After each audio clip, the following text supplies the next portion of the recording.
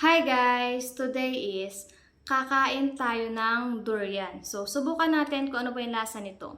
Ito yung sabi ni ate, ito yung pinakamatamis na durian na tinitinda niya. Kasi ito, nabili ko to guys sa Tagaytay.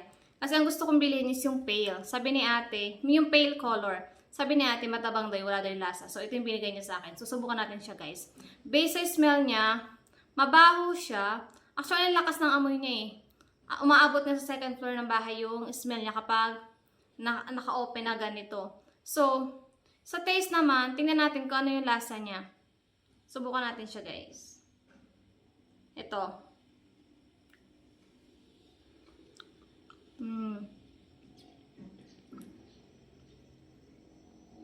Alam niyo guys, yung texture niya is yung hinog na mangga. Ganun yung texture niya. Ang lambot na masyado. Tapos yung lasa niya, hindi ko siya ma-explain. Alam niyo, basta, hindi ko ma-explain yung lasa niya. Hindi ko siya gusto. Ayoko.